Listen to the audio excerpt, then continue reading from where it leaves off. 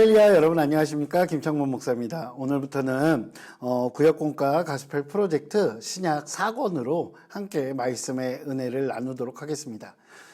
신약 4권 같은 경우는 주로 사도행전의 내용들을 가지고 함께 나누게 되실 텐데요. 먼저 사도행전에 대해서 기본적인 아주 미리 우리가 좀 알고 있으면 훨씬 더 사도행전의 말씀들을 이해하기 편하기 때문에 몇 가지를 먼저 나누고 가보도록 하겠습니다. 사도행전의 저자, 도대체 사도행전은 누가 썼을까요, 여러분? 네, 여러분 잘 아시죠? 누가가 썼습니다. 그렇습니다. 사도 바울은 누가를 사랑받는 의사 또는 동역자라고 표현을 많이 하거든요. 그렇기 때문에 이 사도행전을 썼던 누가라는 인물은 의사라는 직업 때문에라도 굉장히 객관적으로 일어났던 일들을 기술하는 그런 모습들을 보여주고 있습니다. 그래서 사도행전의 내용들을 이렇게 살펴보면 굉장히 조금 객관적이고 정확하게 이렇게 기록되어 있다 정도를 우리가 알 수 있을 것 같습니다.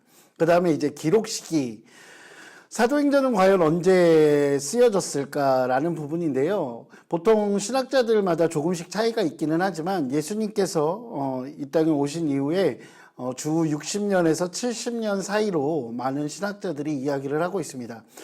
특히 우리가 기억해야 할 것은 무엇이냐면 사도행전이 쓰이던 당시는 초기 그리스도인들, 즉 초기 교회의 성도들과 기존에 있었던 유대교인들, 그 이스라엘 사람들, 그 사람들 사이에 긴장 관계가 굉장히 고조되어 있었던 그런 상태에서 이 사도행전이 쓰여졌다 정도를 여러분들이 알고 계시면 훨씬 더 이해하시기가 쉬울 것 같습니다.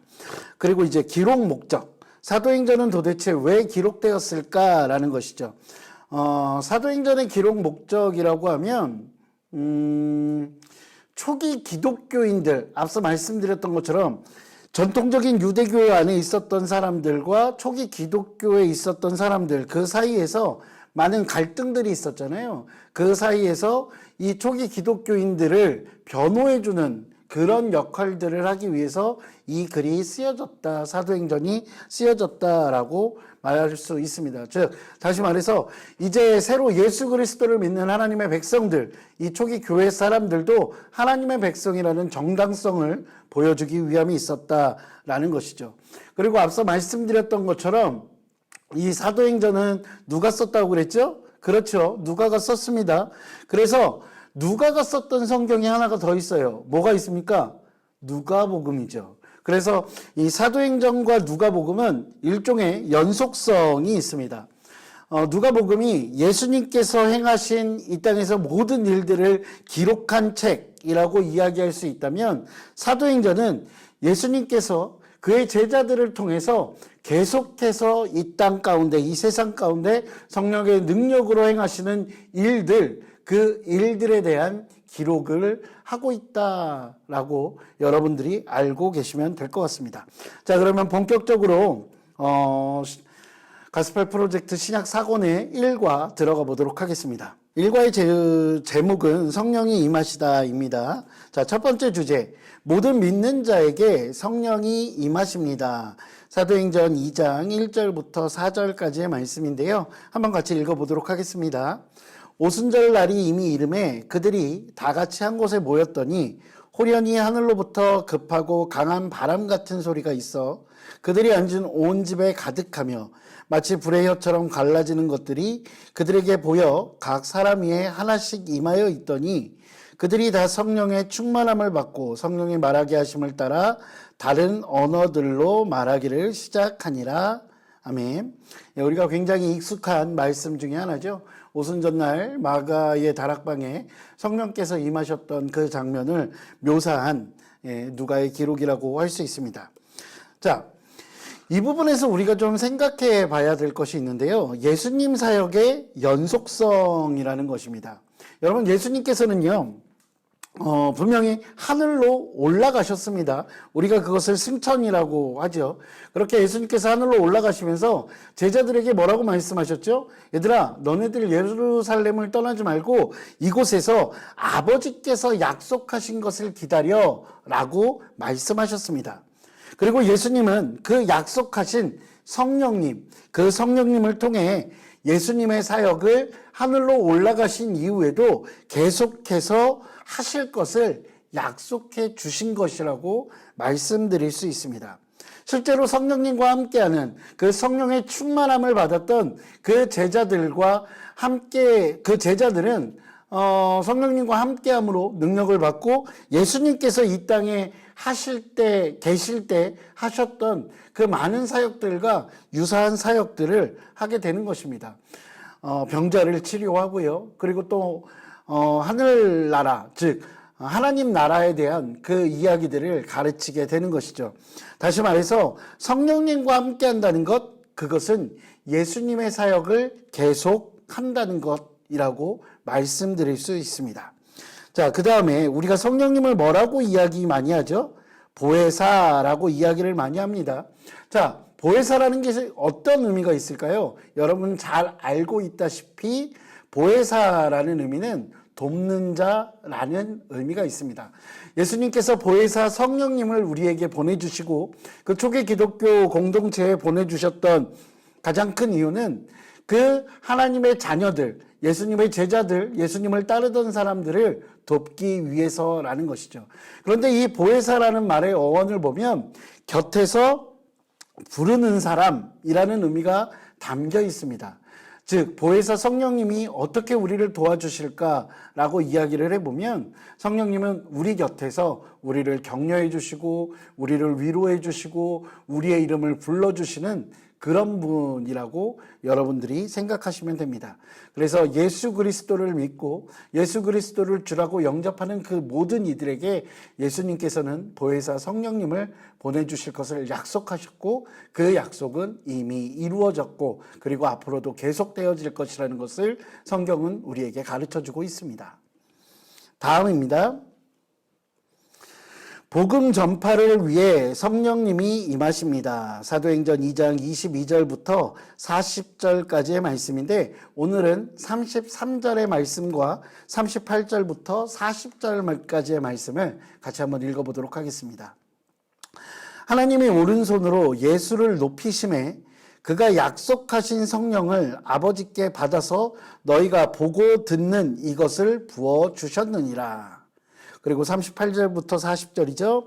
베드로가 이르되 너희가 회개하여 각각 예수 그리스도의 이름으로 침례를 받고 죄사함을 받으라.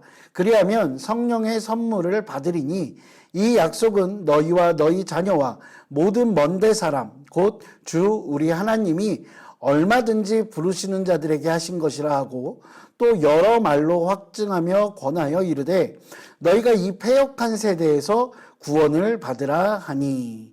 아멘. 성령님이 이 땅에 오신 이유, 그리고 아까 말씀드렸던 것처럼 그 이유를 이야기하자면 우리를 돕기 위해서인데 그 중에서도 어떤 것이 가장 중요할까라고 생각해 보면 복음 전파를 위해서라고 말씀드릴 수 있습니다. 물론 성령님께서 이 땅에 오신 이유는 굉장히 다양합니다. 그러나 그 중에서도 예수님의 사역 중에 가장 중요한 사역, 그것이 무엇일까라고 하면 하나님 나라를 사람들에게 가르치고 그리고 복음을 전해주는 것, 그것이라고 할 수 있습니다. 그래서 성령님께서 이 땅에 임하셨을 때 가장 먼저 일어났던 일, 그것이 무엇이죠? 사람들이 각기 다른 말로, 다른 방언을 하기 시작하죠. 즉, 그 이야기는 무엇이냐면 언어라는 것, 즉 이미 제자들이 알고 있는 것들을 전하고 예수 그리스도를 증거할 수 있는 그 방법을 하나님께서 우리에게 도움으로 주셨다라고 생각할 수 있습니다. 이런 맥락에서 성령 강림의 가장 큰 이유, 목적 중 한 가지는 복음 전파다라고 말씀드릴 수 있는 것입니다. 두 번째로 담대한 제자들. 여러분, 복음을 전파한다는 것, 그것은 쉬운 일은 아닙니다. 오늘 사도행전에 보면 베드로가 많은 사람들 앞에서 담대하게 선포하고 있는 그런 모습들을 우리에게 보여주고 있거든요. 그런데 여러분, 바로 잠시 전 성령님께서 임하시기 바로 직전까지만 해도 그들은 마가의 다락방에 숨어 있어야 하는 사람들이었고 예수님께서 도망가려고 하는 그들을 예루살렘에 머무르라고 말씀하지 않으셨다면 이미 그들은 그 예루살렘을 벗어나 다른 곳으로 도망하였을 그럴 사람들입니다. 그런 사람들이 성령님께서 임하시자 담대하게 복음을 선포하게 됐다는 것입니다. 복음 전파에는 많은 장애물들이 있습니다. 그 장애물들, 그것을 건너가는 것, 그것이 너무나 어렵습니다. 그러나 성령님께서는 그 복음 전파의 장애물을 건너게 하시는 분입니다. 물론 저와 여러분들 역시 복음을 전하고 전도하고 하나님의 말씀을 전하는데 많은 건너야 할 장애물들이 있을 것 같습니다. 그런데 그 장애물들 우리의 힘으로 건널 수 없지만 성령님께서 함께 하시면 우리는 그 장애물을 충분히 건널 수 있다는 것을 기억하시기 바랍니다. 세 번째입니다. 신앙 공동체를 세우기 위해 성령님께서 임하십니다. 사도행전 2장 41절부터 47절까지의 말씀인데 오늘은 42절부터 47절까지의 말씀을 함께 살펴보도록 하겠습니다. 그들이 사도의 가르침을 받아 서로 교제하고 떡을 떼며 오로지 기도하기를 힘쓰니라. 사람마다 두려워하는데 사도들로 말미암아 기사와 표적이 많이 나타나니 믿는 사람이 다 함께 있어 모든 물건을 서로 통용하고 또 재산과 소유를 팔아 각 사람의 필요를 따라 나눠주며 날마다 마음을 같이하여 성전에 모이기를 힘쓰고 집에서 떡을 떼며 기쁨과 순전한 마음으로 음식을 먹고 하나님을 찬미하며 또 온 백성에게 칭송을 받으니 주께서 구원받는 사람을 날마다 더하게 하시니라. 아멘. 자, 오늘 읽으신 본문에 보면 표적과 기사라는 말이 나오죠. 예, 우리가 이제 흔히 이야기하기에 기적이라고 이야기하는 일들이 초기 교회 공동체 안에서는 굉장히 많이 일어났습니다. 왜요? 성령의 능력을 통해서 그런 일들이 굉장히 많이 일어났습니다. 그런데 그 기적들을 굳이 표적과 기사라고 이야기를 합니다. 특히 표적이라는 표현을 성경은 좋아하는데 그것은 그 놀라운 일들, 그 기적 중에 어떤 의미 없는 기적이 아니라 목적을 가진 기적이었기 때문에 표적이라는 표현을 쓰는 것입니다. 그러면 어떤 목적이 있을까요? 기적이라는 것은 예수님께서 이미 이 땅에서 올라가셨지만 하늘로 승천하셨지만 여전히 이 땅에서 예수님께서 일하고 계신다는 것을 보여주고 그것을 통해서 예수 그리스도가 살아계신 하나님의 아들이라는 것을 증거하는 일종의 목적이 있었기 때문에 우리는 표적이라고 이야기합니다. 그리고 이러한 표적에 의해서 수없이 많은 사람들이 예수 공동체라는 이름으로 모이게 된 것입니다. 그렇게 모인 예수 공동체, 그 공동체 안에서는요, 성령님께서 오시면서 굉장히 많은 변화들이 일어나게 됩니다. 물론 예수님을 쫓던 그들이었긴 하지만 여전히 예수님을 따르는 자들이었고 그럼에도 불구하고 성령께서 오시면서 조금 더 확실한 모습들이 나타나는데 그것은 먼저 서로가 서로의 그 물건들, 소유들을 통용하기 시작했다는 것입니다. 그래서 통용 공동체라고 이야기를 하거든요. 내 소유와 그리고 같은 공동체 안에 다른 사람의 소유가 서로 아까워하지 않고 서로 나눌 수 있는 관계가 그 공동체 안에 만들어졌다는 것입니다. 이것은 굉장히 큰 의미가 있습니다. 내 이웃을 내 몸과 같이 사랑하라는 그 예수님의 가르침이 바로 이러한 나눔을 가능하게 했다는 것입니다. 또 한 가지는요, 밥상 공동체라는 표현을 쓰거든요. 그것은 무엇이냐면 서로 다른 신분의 사람들이 하나의 밥상에 모여서 교제를 나누기 시작했다는 것입니다. 여러분, 유대 전통에서는요, 굉장히 폐쇄적인 그런 모습들이 있습니다. 정말로 친한 사람들이 아니면 함께 식탁에 앉아 식사하지 않습니다. 더군다나 신분의 차이가 있는 사람들끼리는 더욱이 그렇게 하나의 밥상에서 식사를 나누지 않죠. 예수님께서 사역하고 계실 때도 뭐 삭개오의 이야기나 뭐 이런 세리의 이야기나 이런 이야기들을 보면 예수님께서 그들과 함께 식사하신다는 것 그 자체가 굉장히 큰 이슈가 됐었던 것을 우리는 기억할 것입니다. 그런데 이 초기 교회의 공동체, 예수 공동체는 하나의 밥상 안에서 주인과 종이 함께 식사를 하는 그런 모습들이 나타납니다. 이것은 어떤 의미가 있냐면 예수 그리스도 안에서 모든 사람이 하나님의 자녀로서 형제 자매가 되고 서로 평등한 모습들이 되어진다는 것입니다. 다시 말해서 성령님 안에서 많은 사람들의 그 이해관계와 갈등이 조정되기 시작했고 그것이 당연한 것으로 여겨지기 시작했다는 것입니다. 이를 통해서 성령님은 아름다운 신앙 공동체를 세워 가셨습니다. 성령님께서 이 땅에 오신 이유 중에 굉장히 중요한 부분, 그것은 말씀드린 것처럼 아름다운 신앙 공동체를 세워 가시는 것이었습니다.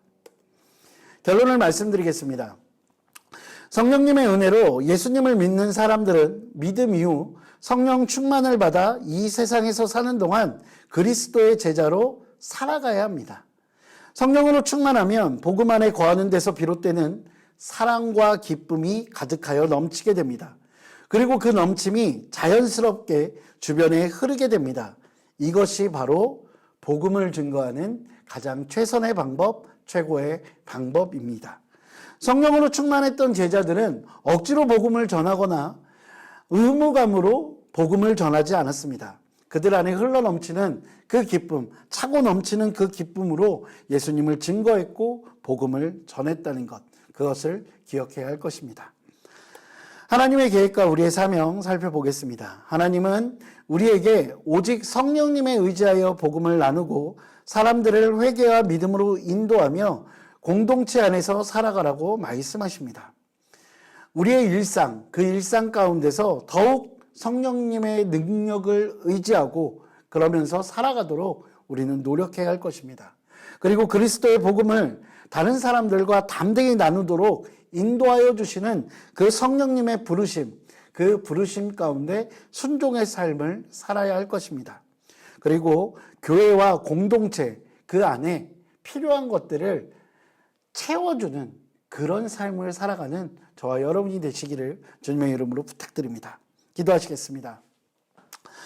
사랑과 은혜가 풍성하신 아버지 하나님, 주님 감사합니다. 하나님, 두렵고 떨리는 마음으로 이 세상을 살아가는 우리들 가운데 성령님을 보내주시고 우리를 위로하여 주시며 또한 우리 가운데 큰 격려로 함께하여 주시니 정말로 고맙고 감사합니다. 하나님, 이 세상에서 성령님의 능력을 우리가 정말로 의지하고 그 가운데 예수님의 가르침을 실천하며 살아가는 올바른 예수 그리스도의 제자된 삶을 살아갈 수 있도록 주께서 인도하여 주시옵소서. 아버지 하나님, 우리가 그 성령님과 함께하는 그 기쁨을 날마다 누리며 살아갈 수 있도록 주께서 함께하여 주시고 아버지 하나님께서 은혜 베풀어 주시옵소서. 주님 감사합니다. 이 모든 말씀 우리 주 예수 그리스도 이름으로 기도합니다. 아멘. 네, 오늘 준비한 내용은 여기까지입니다. 감사합니다. 다음 시간에 또 뵙도록 하겠습니다.